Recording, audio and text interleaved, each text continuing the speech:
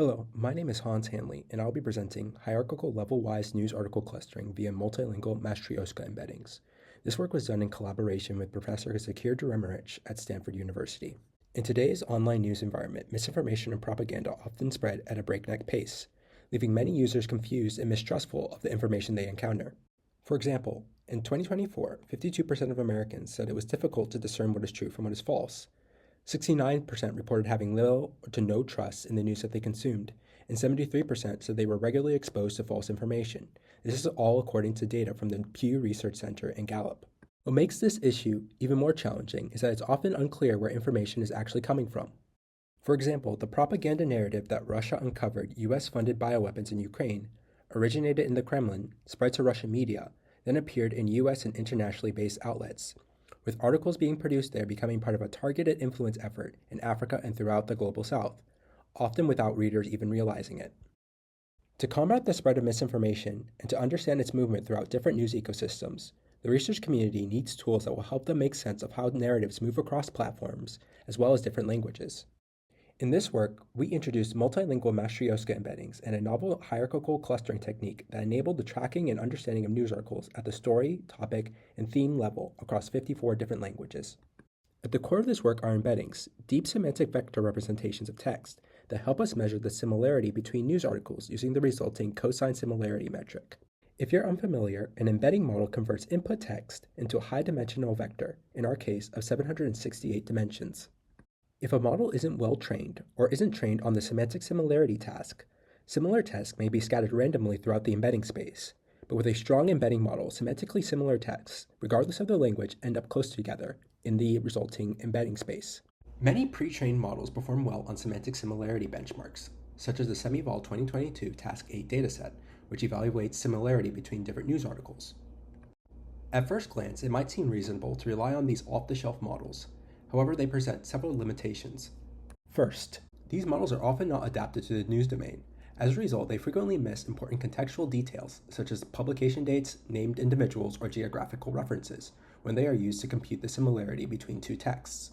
Second, many multilingual pre-trained models are optimized for short-form content and trained using cross-lingual datasets like Opus. These datasets are not representative of the complexity and length of typical news reporting. Third, many models only have a vague definition of semantic similarity, making the use of them for identifying news reports that are about the same theme, topic, and news story somewhat difficult.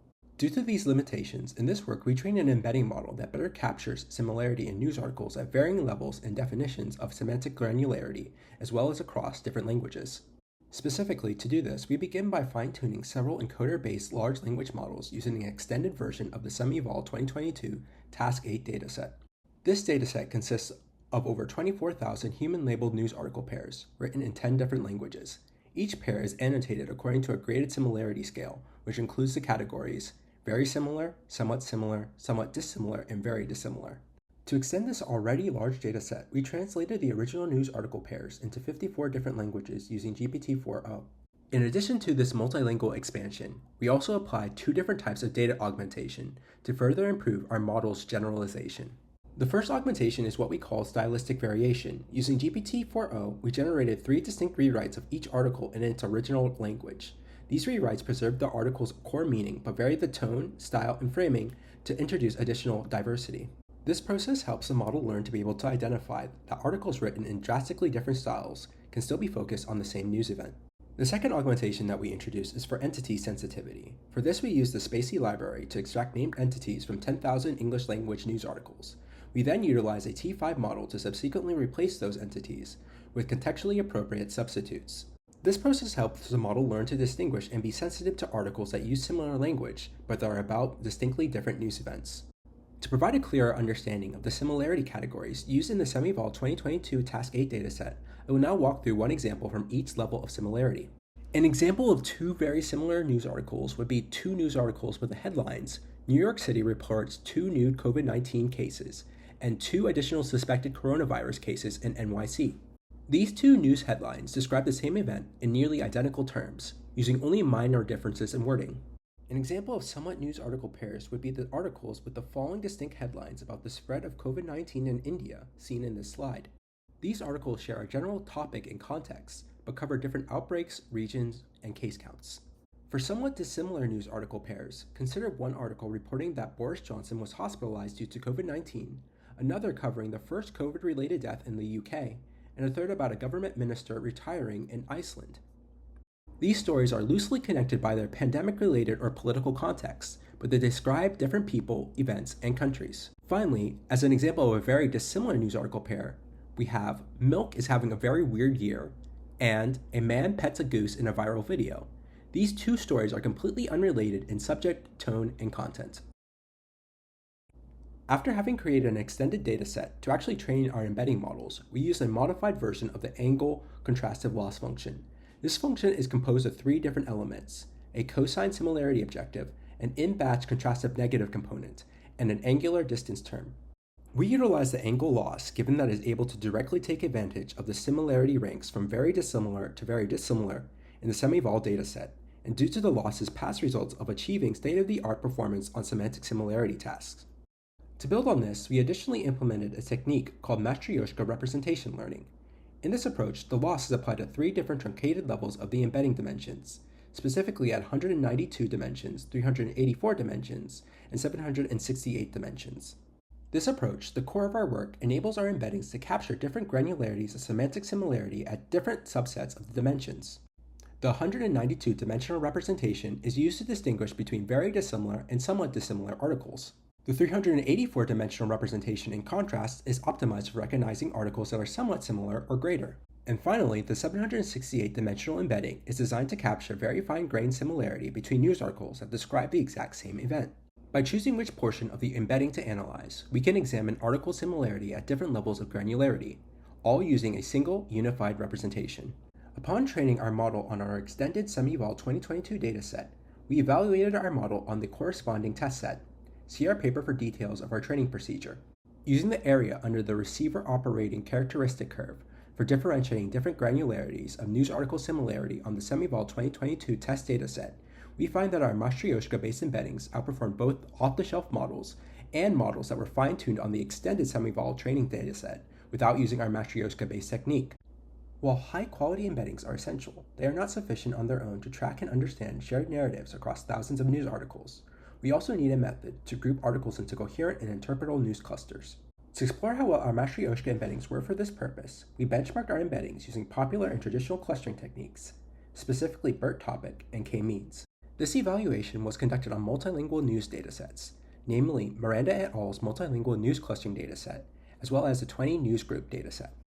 Across these benchmarks, our Matryoshka embeddings demonstrated strong and competitive performance, achieving strong results. See our paper for additional details.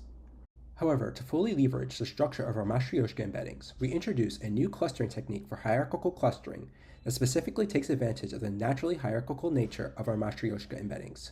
RAC specifically clusters items in the embedding space that are reciprocal nearest neighbors of each other until the maximum similarity between neighbors is below a given threshold. Our approach then involves clustering in 3 progressive rounds, each round using more dimensions of the embedding space. In the first round, we perform theme clustering by using only the first 192 dimensions of the embeddings.